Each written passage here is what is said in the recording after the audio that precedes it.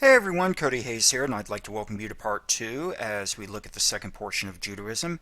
And so we left off where you have, a united kingdom of Israel, but then it divides into two factions where you have the kingdom in the north that's called Israel, and they have their capital at Samaria. And then the southern portion becomes the kingdom of Judea, where the people whom we call the Jews derive their name from the people of Judea, and they maintain the capital there in Jerusalem. Well, in 722 BCE or BC, the kingdom of Israel, the northern kingdom, it's destroyed by the Assyrians, and this creates the legend of what is known as the 10 lost tribes, the 10 lost tribes of Israel.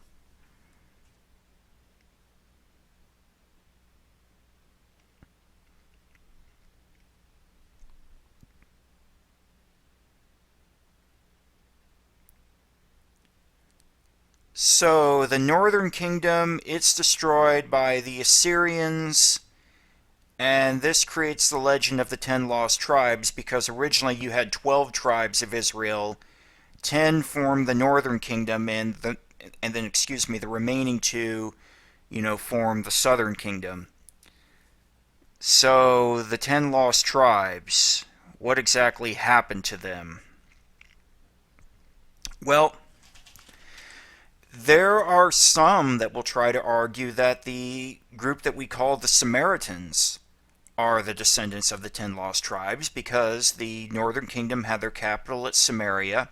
These individuals are referred to as Samaritans, but the actual origin of the Samaritans is disputed among historians. There are those that think that their formation actually is much later than this, within Judaism itself. So, there's that. And then also, there were those that tried to argue that the Native Americans are descendants of the 10 lost tribes, that essentially some of them fled and made their way into the New World, the Americas, and that the Native Americans are descendants of, the 10 lost tribes of Israel. John Wesley, the founder of the Methodist Church, he had this view, and so did Joseph Smith Jr., who was the founder of the LDS Church, but we commonly refer to them as Mormons. But if you look at what would usually take place during this time period when one group was conquered by another, it kind of destroys a lot of the mystique that is created. More than likely, what happened to the 10 lost tribes is they were either killed in the onslaught by the Assyrians, they were sold into slavery, or they just assimilated with the people around them.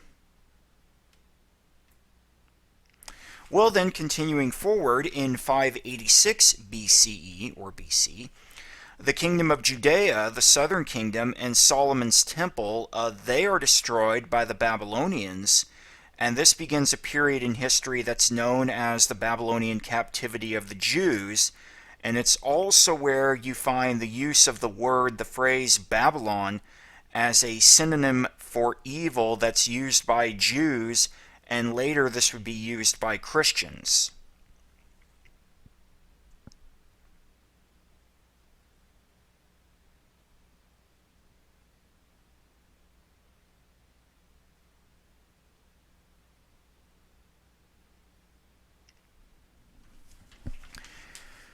We're in Babylon is sometimes a phrase that's used when things aren't going well around us. Jews would use that, and later Christians would as well. Of course, Christianity comes out of Judaism. Jesus and his first, early followers were Jewish. Um, you would see in the Christian literature often the Roman Empire, who of course controlled, Israel, Judea during this time, as Babylon. You can see that quite a bit in the book of Revelation. But, centuries later, way later from this, you would have a situation taking place in the western side of Christianity where you had three individuals claiming to be the proper successor of Saints Peter and Paul, whom we would commonly refer to as the Pope. And so you had Western Christians stating that the church was in Babylon.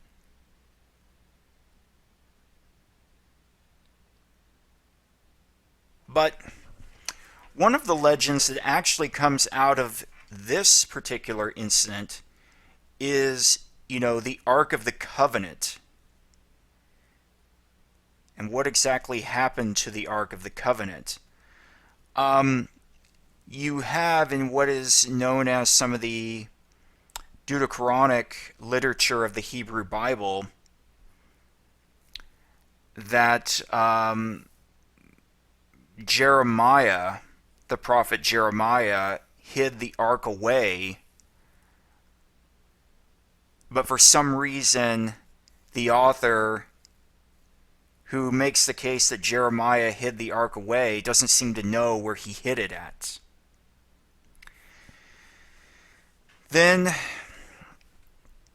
there is the legend about how it's essentially in the basement of St. Catherine's Monastery, which is a prominent Orthodox monastery in Egypt.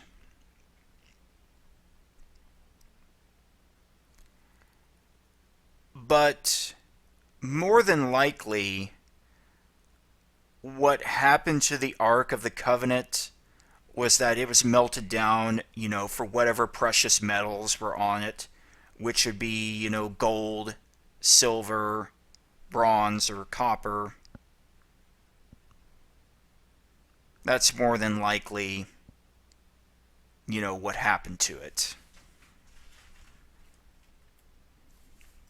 Well, look a little bit here at the Babylonian captivity and then, freedom being awarded to the Jewish people.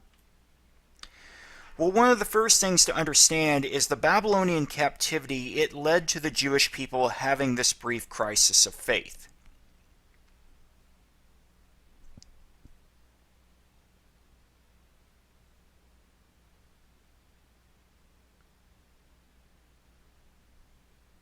So what exactly was going on here? Well, you have to understand the time, you have to understand the society, but obviously, okay, you have, the Jewish people, the Judeans, but there are other nations, who are around them. And of course, these other nations have their respected gods, you could say. And the idea was how if one nation conquered another, it showed that, their gods, or perhaps their main god, was more powerful than the gods or the god of whom they conquered. Well, the main Babylonian god was a god named Marduk. So based on the scenario, that would seem that Marduk is more powerful than the Abrahamic God, which is commonly referred to as Yahweh, although sometimes you will also see it or him referred to as Jehovah, but essentially we're talking about the same being here. Well, by this point, the Jewish people had pretty much, become a monotheistic faith, truly only holding that there is one God. Whereas, previously the Israelites, Jewish people, kind of would have been, more, henotheistic. But by this point, definitely a monotheistic view. where only our God is real. Well, to the Jewish people, that's a problem because, from their perspective, only their God, Yahweh, is real, and Marduk doesn't actually exist. So, how do they, reconcile the situation that they have found themselves in? Well, what they did and how they reconciled it was essentially they declared that we are responsible, that we did not maintain the covenant with God, and God is punishing us. So, to think of it perhaps another way,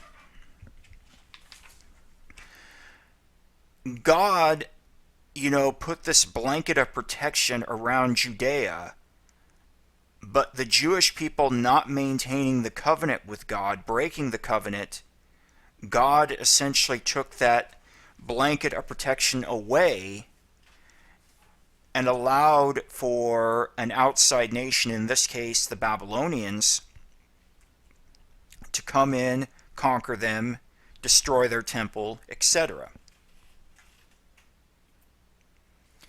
Well, the Babylonian captivity, it also marks what many would argue is the beginning of the synagogue period.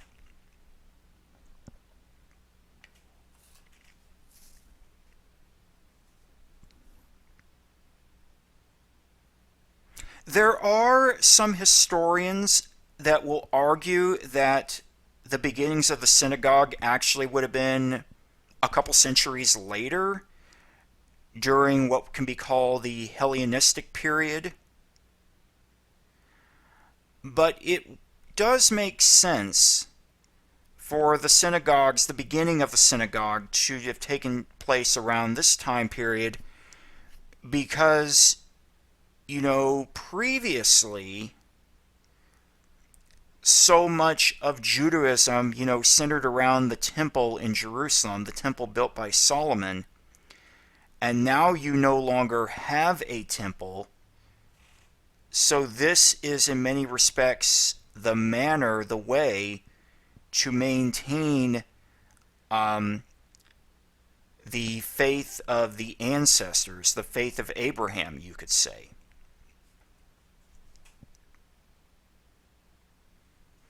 Well, I think that we'll stop here, and then when we come back, we will look at where, freedom is given, to the Jewish people, and then we will continue on with this particular lecture, the second portion. So take care. I will symbolically see you then.